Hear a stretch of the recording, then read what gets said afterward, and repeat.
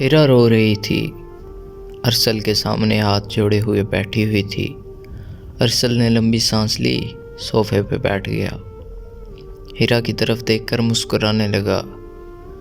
رو نہ پاگل، اٹھ ادھر بیٹھو۔ پانی کا گلاس دیا ہیرا کو۔ پانی پیو، رونا بند کرو۔ ہیرا مجھے تم سے کوئی شکوہ نہیں ہے۔ چلو کوئی بات نہیں، خوش رہو۔ جلدی سے دانش کو اٹھایا، ہسپتال لے گئے۔ ہیرا بھی ساتھ تھی۔ دانش کو ہوش آیا، ارسل سے معافی مانگنے لگا۔ ارسل مسکرانے لگا۔ دانش پریشان نہ ہو، مجھے تم سے کوئی شکوہ نہیں۔ دانش بہتر ہوا۔ ہیرا بار بار کہہ رہی تھی، ارسل معاف کر دو مجھے، غلطی ہو گئی نا مجھ سے، مجھے معاف کر دو۔ گھر پہنچے ہیرا گھر میں داخل ہونے لگی۔ ارسل نے ہاتھ کا اشارہ کیا، ہیرا رک جاؤ باہری، دانش تم اندر آ جاؤ۔ ہیرا کے کمرے میں گیا، اس کا بیگ کپڑوں سے بھرا دانش کی کار میں رکھا۔ ہیرا کی طرف دیکھ کر بولا، پاگل، بہت پیار کرتا ہوں تم سے۔ تم دانش کے ساتھ خوش ہو تو خوش رہو، میں تم کو طلاق دیتا ہوں، تم کو طلاق دیتا ہوں، تم کو طلاق دیتا ہوں۔ ہیرا چیخ چیخ کر رونے لگی۔ ارسل پلیز معاف کر دو۔ دانش کے ہاتھ میں ہیرا کا ہاتھ دیا۔ جاؤ ہیرا، اب تم سے مجھے نفرت بھی نہیں رہی، چلی جاؤ۔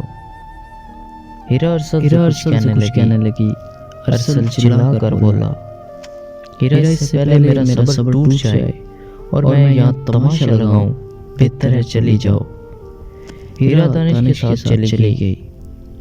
ارسل بے حال ہو چکا تھا، وہ رونے لگا، تڑپنے لگا، جیسے زندگی سے نفرت ہو گئی۔ جسے اتنا چاہ، وہ بے وفا ہو گئی، وہ ہار گیا تھا، اب جینا نہیں چاہتا تھا۔ خودکشی کرنے کے لیے وہ سمندر کی طرف تیز رفتاری سے کار چلانے لگا۔ عرفہ کی آج مہندی تھی۔ عرفہ کے ماں باپ نے 8 لاکھ میں ایک شخص کے ساتھ رشتہ کر دیا تھا۔ عرفہ نے بہت کہا، مجھے نہیں کرنی اس سے شادی، پہلے اس کی 4 شادیاں ہو چکی ہیں، لیکن ماں باپ بس عرفہ سے جان چھڑانا چاہتے تھے۔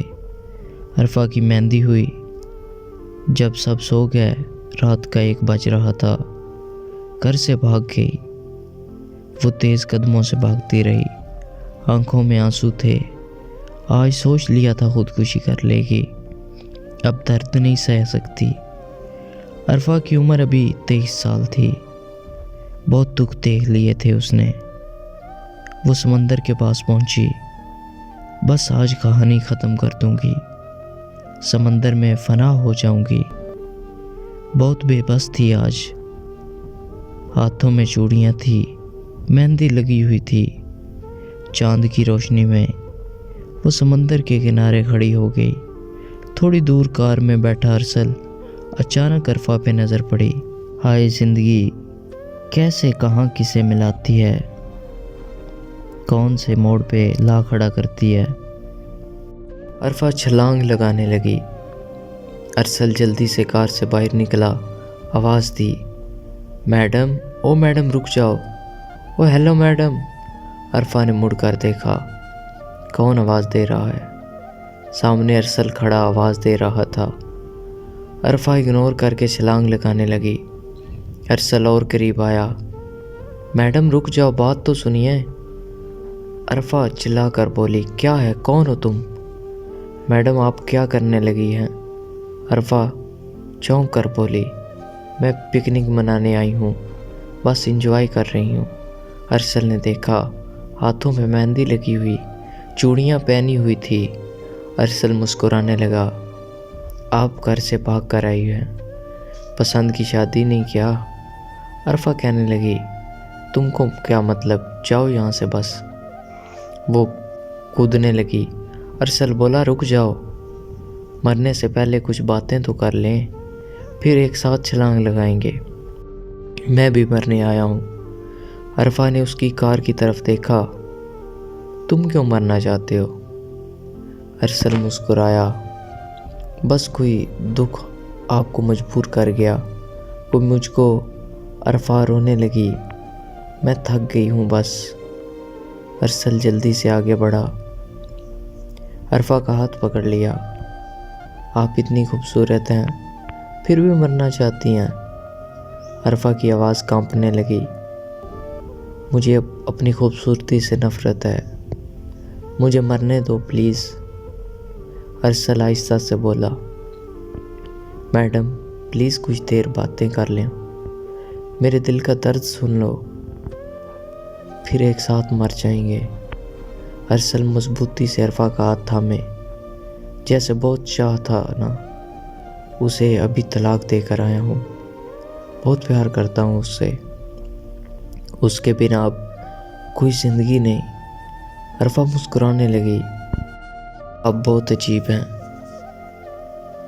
کسی کے چھوڑ جانے سے مرنے چلے آئے ہو؟ ارسل عرفا کی آنکھوں میں دیکھ کر کہنے لگا، تم بھی تو کسی کے لیے ہی مرنے آئی ہو نا؟ عرفا مسکرانے لگی۔ مجھے کچھ نہیں بتانا تم کو، گھر واپس جاؤ۔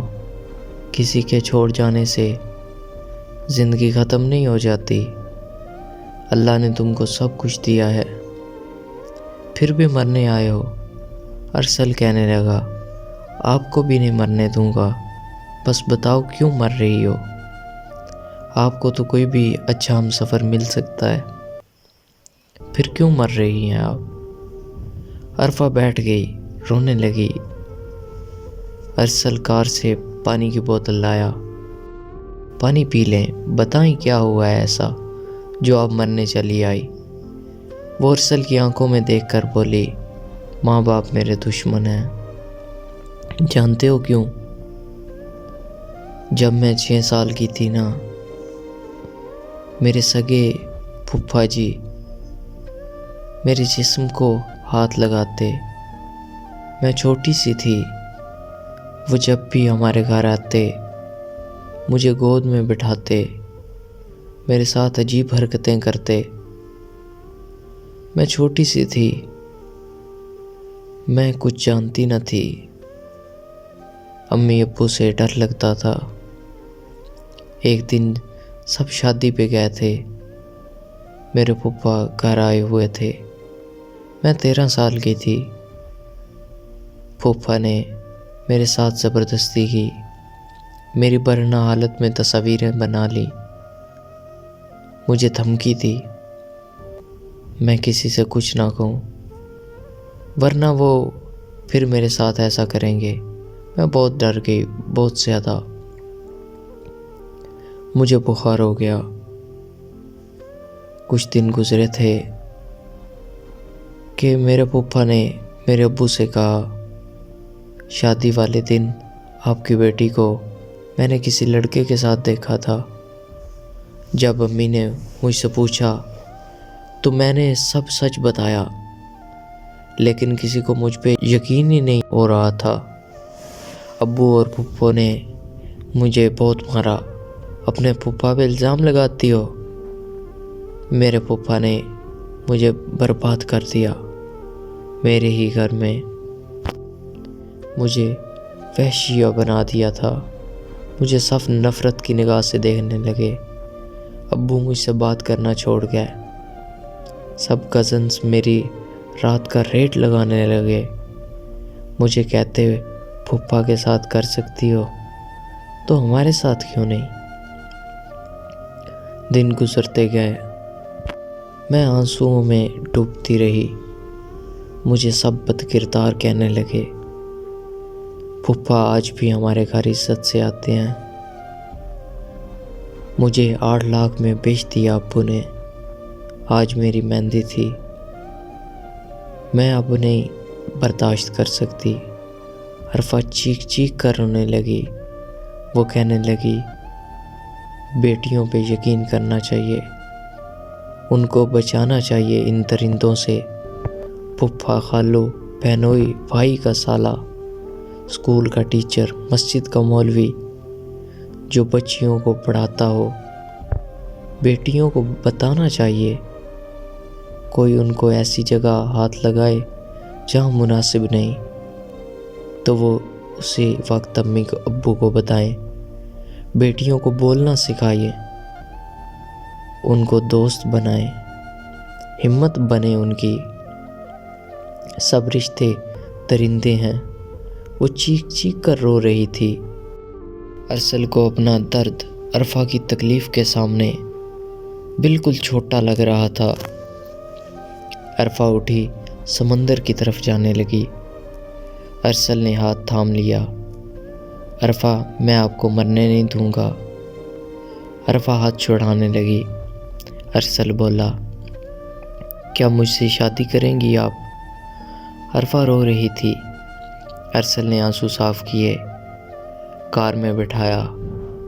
عرفہ نہیں جانا چاہتی تھی ارسل کے ساتھ، لیکن ارسل نے خدا کی قسم دی تھی۔